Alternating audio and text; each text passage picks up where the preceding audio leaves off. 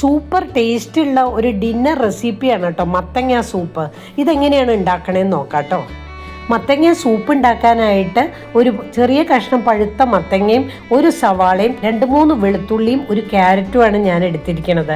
Carrot ഓപ്ഷണലാണ് കേട്ടോ, വേണമെങ്കിൽ മാത്രം മതി കേട്ടോ.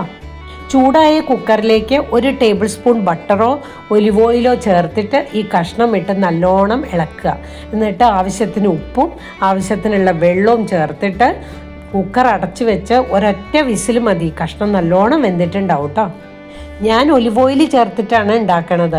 ഒലിവ് ഓയിലിൻ്റെ ടേസ്റ്റ് ഇഷ്ടമില്ലാത്തവർക്ക് 1 സ്പൂൺ ബട്ടർ ചേർത്തിട്ട് ഉണ്ടാക്കാം.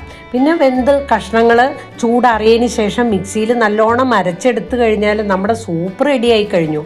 പിന്നെ ഇതിലുള്ള അലങ്കാരപ്പണികളാണ് ടേസ്റ്റ് വർദ്ധിപ്പിക്കാനും അതുപോലെ കാണാനുള്ള ഭംഗി ഉണ്ടാക്കാനും മാത്രമുള്ള പണികൾ.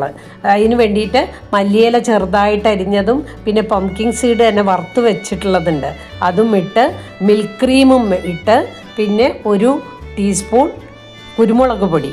ഇത്രയായിക്കഴിഞ്ഞാൽ സൂപ്പ് റെഡി ആയി കഴിഞ്ഞു കേട്ടോ. സൂപ്പർ ടേസ്റ്റാണ്, അതുപോലെ തന്നെ ഫില്ലിങ്ങും ആണ്. ഇത് കഴിച്ചു കഴിഞ്ഞാൽ പിന്നെ വേറൊന്നും വേണം തോന്നില്ല. അപ്പോൾ എല്ലാവരും ഉണ്ടാക്കി നോക്കൂ കേട്ടോ.